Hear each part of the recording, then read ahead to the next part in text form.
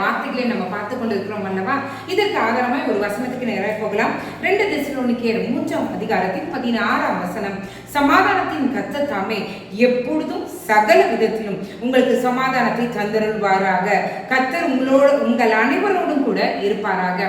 இன்றைக்கு ஆண்டவர் உங்களை பார்த்து அவர் உரைக்கிற ஒரு பிளஸிங், ஆசீர்வாதமான ஒரு வார்த்தை என்னவென்றால், சமாதானத்தின் கர்த்தர் தாமே எப்பொழுதும்னா இன்னைக்கு மட்டும் இல்லைங்க, நம்ம வாழ்க்கையின் கடைசி மூச்சு வரைக்கும் எப்பொழுதும் சகல விதத்திலும், இந்த விதத்துல தான் ஆண்டவர் சமாதானத்தை கொடுப்பாரு, இதுலதான் சமாதானத்தை கொடுப்பாருன்னு கிடையாது.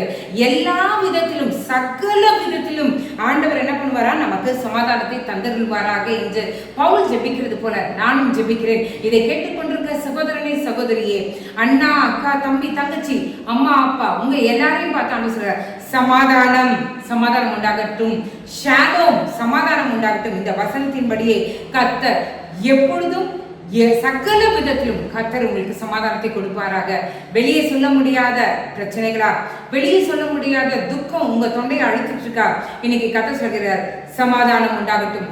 அந்த காரியத்திலே கர்த்தர் சமாதானத்தை கொடுக்கிறது இன்று இரவிலே நீங்கள் உணர்வீர்கள். காலை எழுந்து கர்த்தருடைய நாமத்தை மகிமைப்படுத்துவீங்க. ஜெபிக்கலாமா? எங்களை நேசிக்கிற நல்ல பரமபிதாவே, அப்பா, இந்த வசனம் எங்களுக்கு சொல்லுகிறது ஆண்டவரே, நீங்க எப்பொழுதும் எல்லா விதத்திலும் சகல விதத்திலும் எங்களுக்கு சமாதானத்தை கொடுக்கிற தேவன் என்று. ஆண்டவரே, நாங்க உங்களை ரெஸ்ட்ரிக்ட் பண்ண விரும்பல ஆண்டவரே. எங்களுடைய எல்லா நோக்கன் காலங்களிலும் எங்க வாழ்க்கையின் அத்தனை நாட்களிலும் அத்தனை அம்சங்களிலும் அத்தனை பிரிவுகளிலும் ஆண்டவரே, உம்முடைய சமாதானம் மட்டும் எங்களுடைய இருதயத்தை ஆட்கொள்வதாக, உம்முடைய சமாதானம் மட்டும் எங்கள் மூலமாய் வெளிப்படுவதாக. என் கர்த்தர் சமாதானத்தை கட்டளையிடுவீராக.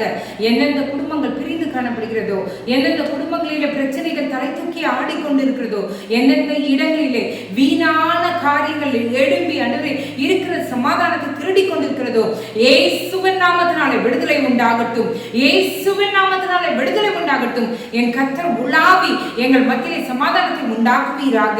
ஆண்டவரே, நீரே எங்களோடு இருந்து எங்களை வழி நடத்துங்க. நீங்க எங்க கூட இருந்தா எங்களுக்கு எப்பொழுதும் சமாதானம் ஆண்டவரே. அந்த சமாதானத்தை உணர்கிறவர்களாயும் ஆண்டவரே, மற்றவர்களுக்கு அந்த சமாதானத்தை உரைக்கிறவர்களாயும் நீர் எங்களையும் எங்கள் குடும்பத்தையும் வைங்க. இந்த இரவுல உறக்கம் இல்லாமல் யார் யார் கஷ்டப்படுறாங்களோ, நல்ல உறக்கத்தையும் பலத்தையும் சுகத்தையும் பலத்தையும் என் கர்த்தர் தந்தருள்வீராக. நீரே காத்துக்கொள்ளும் வழி நடத்தும். இயேசுவின் மூலம் ஜெபம் கேளும் நல்ல பரமபிதாவே.